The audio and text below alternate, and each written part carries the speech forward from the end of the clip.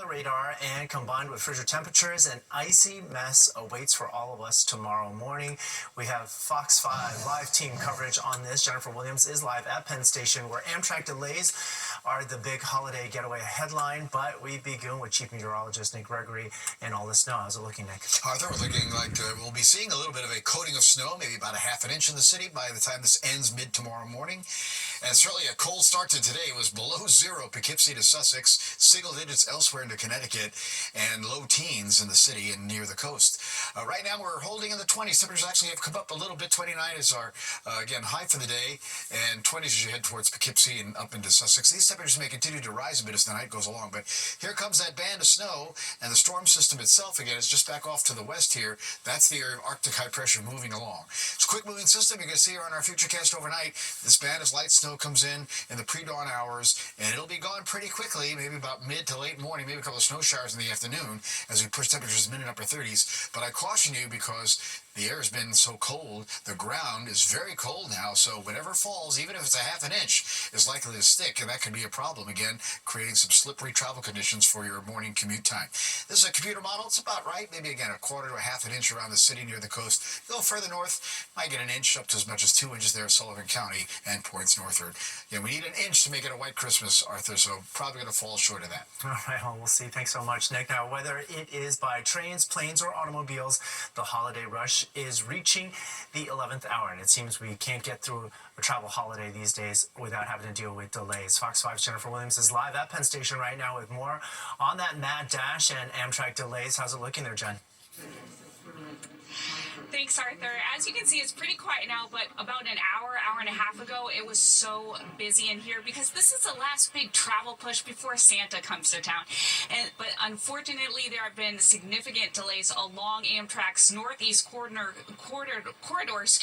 specifically between NYC and Philly. Trains coming in and out of Penn Station experiencing significant delays due to signal power issues. This comes a day after Amtrak service was temporarily suspended between NYC and Philly due to downed overhead wires.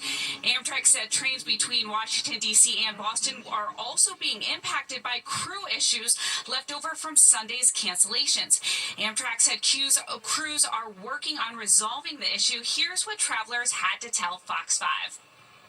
A little bit of delays coming here. We're from Philly, so coming into the city, there was a little, maybe like an hour altogether, but nothing bad. It's really busy. Our thing got delayed, so we're just waiting it out. Phone's dead, but pushing through, holidays. I mean, our train got canceled this morning, but we still got here.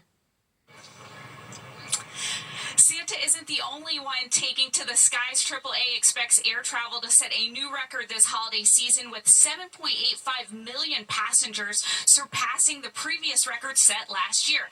Flights are also roughly 4% more expensive this holiday season, the average domestic ticket going for $830. International flights are 13% more expensive and almost double the cost. Travelers at Newark had some tried and true tips for flying this holiday season.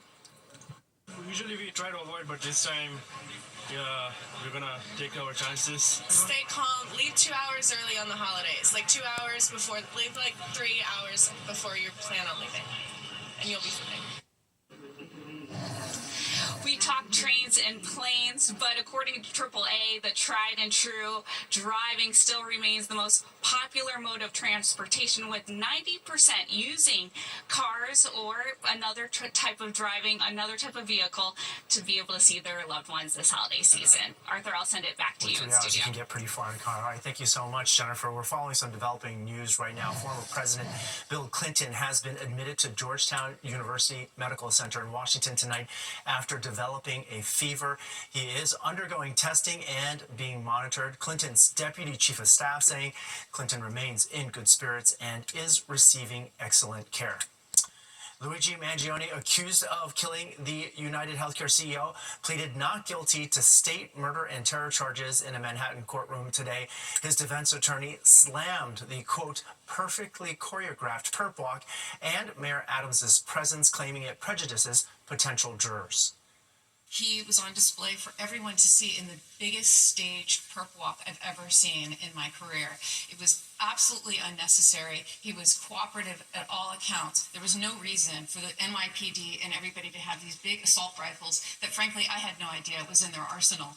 And what was the New York City mayor doing at this press conference, Your Honor? That just made it utterly political. And frankly, Your Honor, the mayor should know more than anyone of the presumption of innocence that he too is afforded when he dealing with his own issues. Mangioni's next court appearance is set for February 21st. The House Ethics Committee released its report on sexual misconduct allegations against former Congressman Matt Gaetz. The findings are the result of an investigation which lasted nearly 4 years, and it alleges Gaetz regularly paid for sex, including once with a 17-year-old girl, as well as purchasing and using illegal drugs while he was in office. The Florida Republican resigned from Congress when Trump moved to nominate him for Attorney General. Gaetz later withdrew his name. He denies any wrongdoing while criticizing the committee's process. And President Biden has commuted the death sentences of nearly all the inmates on federal death row. He converted 37 sentences to life in prison instead, without a chance of parole. Some of the inmates include those convicted of killing military and police officers. All 3 men remaining on death row were convicted of mass shootings. President-elect Trump criticized Biden's decision, and he has said he intends to expand capital punishment. Since 1973, at least 189 people in the U.S. have been exonerated from death row after being wrongfully convicted. A last-ditch effort to pump the brakes on congestion pricing gets a red light in court, which means the controversial plan will start charging drivers in less than 2 weeks. Plus, I'm seeking justice. I should not have been charged. I have done nothing wrong. Mayor Adams reflecting on his past year in office, talking the highs and lows with our Morgan McKay.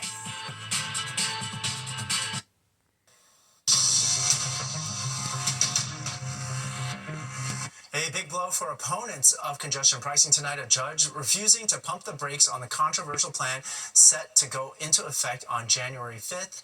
And as our Duarte Geraldino shows us tonight, may have been one of the last evening rush hours before the gantries go live.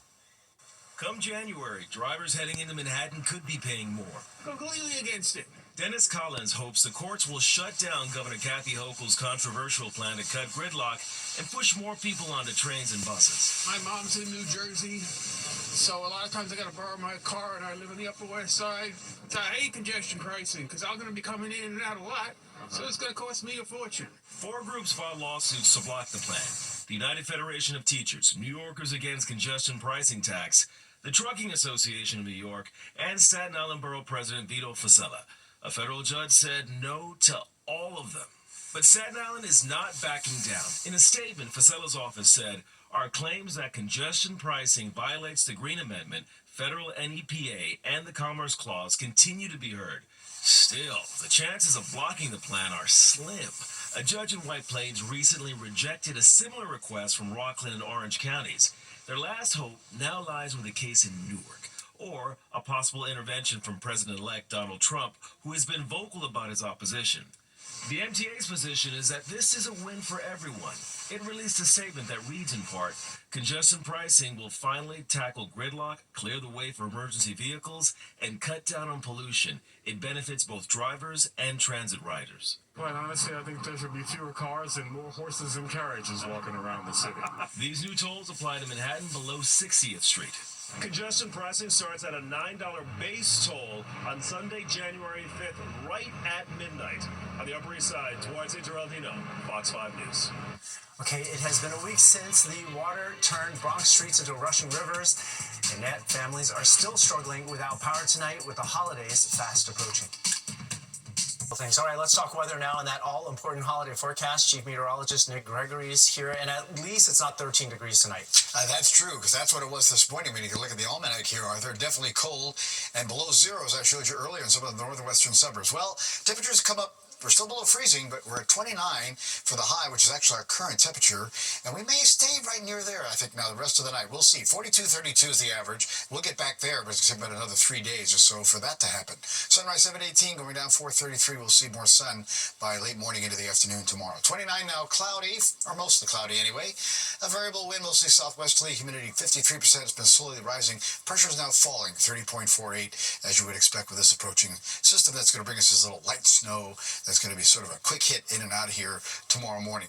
All right, so temperatures again right now into the 20s everywhere we go. Still only 17 out in East Hampton, 38 Bridgeport though, 24 down to Belmar, high 20s around town. Again, the wind is very light. It's out of the south southwest, 5 miles an hour. So that will continue tonight as well. All right, so here are the highs for the day. It broke freezing at Belmar. They were the only ones. Everybody else in the 20s to about 30, and even colder get up north. Now, Albany earlier didn't get out of the teens, but temperatures have been rising. They're 23 now. It's 30 to Syracuse, same down to Philadelphia for their high temp. And notice this little wedge of 40s kind of pushing in towards Cleveland and Pittsburgh. Well, that eventually is going to get here, but like I said, it could take about 2 or 3 days for that to happen, because we're watching the system come by right now, producing some snow across parts of upstate New York. And again, it's a kind of a quick, fast-moving system, and you take a look at the wide view and sort of see that snow band goes right back in here towards the Ohio Valley or so. So that's what we'll be looking at, a little swirl in here. That's actually the storm center itself that'll be sliding its way towards us. That's the area of Arctic high pressure that brought that really cold air this weekend. This one, not so cold. It will get a little colder again on Christmas Day, but then after that, things will start moderating towards the end of the week. All right, Futurecast overnight. Here comes this little band of snow. And remember what I said earlier, even if it leaves a half an inch of snow, a little coating, the ground is cold, so the roads will be slippery. It'll stick to everything, so be careful with that tomorrow morning. Quickly going away, though, sunshine back with clouds in the afternoon, and then a cold, mainly sunny, but dry Christmas Day. Okay, here's our snowfall from a Futurecast computer model. That's about right, maybe about a half an inch. A little bit more if you go way off to the north. Going down to 24 in the city tonight, although I think the temperature may stay where it's at. Light snow will arrive, and then it gets out here tomorrow morning. 38 will be the high for tomorrow. Here's a 7-day Christmas Day. A little chilly at 34, 36 Thursday, back to 39 Friday. There's the 40s for the weekend, but it may come with rain by Sunday, and that may linger into Monday. Arthur? It'll be 40. All right, thank you so much, Nick. We're going to be right back, but first, here's Inez. It's time for the Memorial Sloan Kettering. We end with a holiday miracle tonight thanks to the organization Paws of War.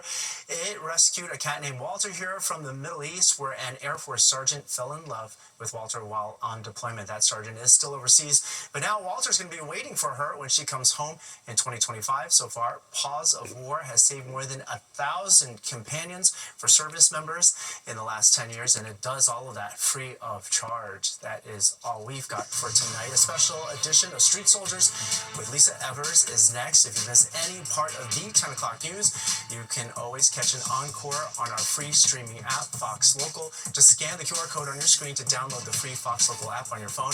Have a great night.